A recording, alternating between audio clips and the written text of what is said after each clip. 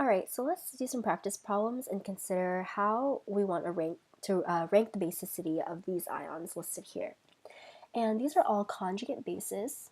So what we want to consider is how well this base can accommodate its electron pairs. Okay, so looking at these molecules, I can see that there's fluorine, oxygen, nitrogen, and some carbons here. But we're really just concerned with the carbon over here.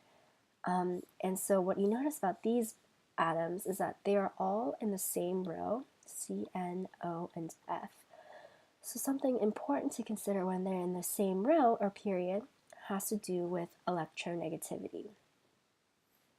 So I can tell right away, I know fluorine is the most electronegative atom.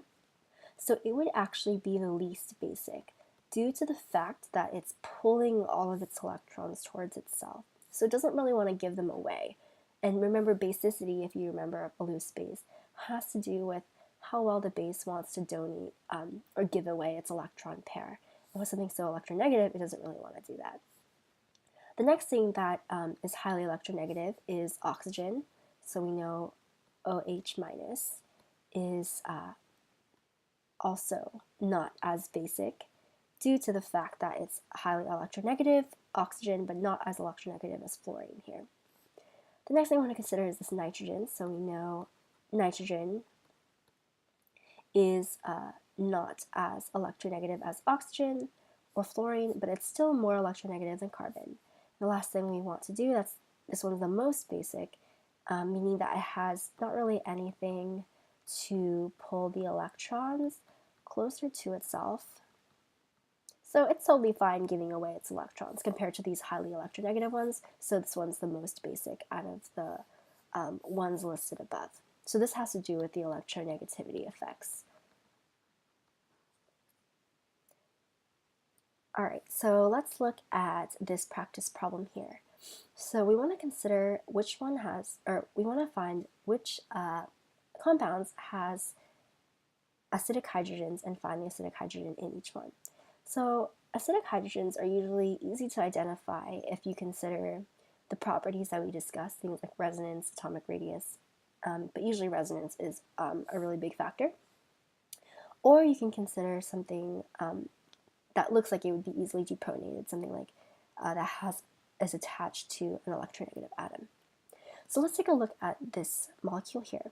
So looking at these hydrogens, these would not be acidic due to the fact that they're attached to a carbon, and CH3 actually very rarely will give away its protons here because you don't really want a carbon that has only two hydrogens attached to it. That's really unstable.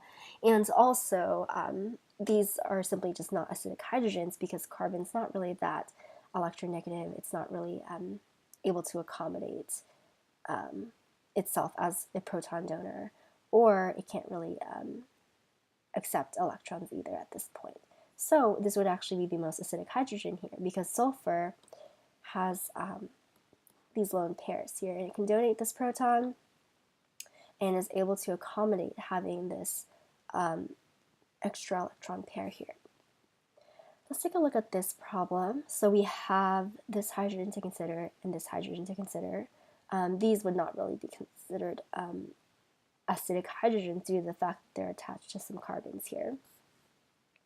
So between these two, if I were to imagine this one being deprotonated and this one being deprotonated, you would have something like this versus something like this. Okay, and in comparing basicity and acidity, the major thing we want to consider at first is resonance. So this conjugate base has resonance, whereas this one does not. So due to the stability of this base here, we would say that this actually is the most acidic hydrogen because we want to have a very stable conjugate base. We want resonance because the more reduced the basicity due to the resonance, the greater the acidity of the molecule and the more easily this hydrogen is going to be released. So this one's the more acidic one as opposed to this one, which does not have resonance in the conjugate base. And the last one here, we have also these hydrogens to consider, but between a carboxylic acid and something like this with like carbons and hydrogens attached, this is the most acidic due to the fact, again, that if you were to form its conjugate base, you would see that there's resonance here. So it's more likely to give away its hydrogen there. And then the last thing we want to do in this problem is to identify which one is the most acidic compound. So the first thing we want to look at is kind of considering what's different between all of these molecules. So between this one and this one, we have a benzene here versus something that does not have a benzene.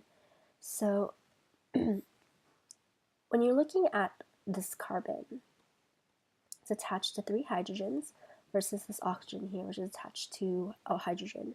Between these two, oxygen's way more electronegative, so it's more likely to give up its proton than a carbon with 3 hydrogens attached to it.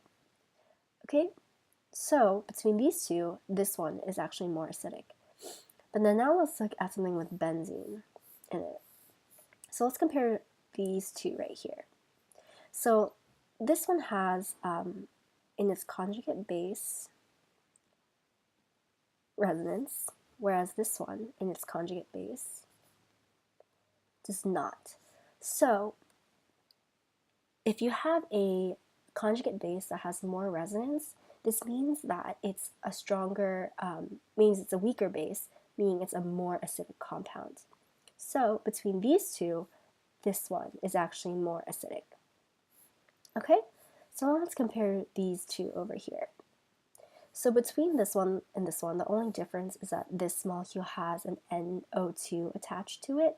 And when you're thinking, when you see kind of an additional attachment here, something that's good to consider is inductive effects.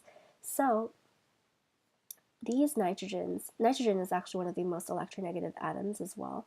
So it's pulling a lot of the electrons towards itself.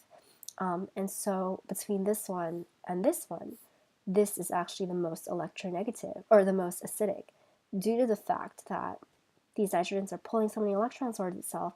It's more likely to want to lose this hydrogen here and makes it for a weaker base due to the fact that the conjugate base doesn't want to give away its electrons. So between all 4 of these, the most acidic compound is this one. So it kind of helps to compare each of the compounds that are provided for you and see really what types of factors and properties that you need to look at between each compound. Usually you want to consider resonance first, but only it has to do with always dealing with the atom that's donating or accepting electrons, okay? So you always want to look at the atom that has the electrons that we're concerned with. So that's acids and bases. Thanks for listening.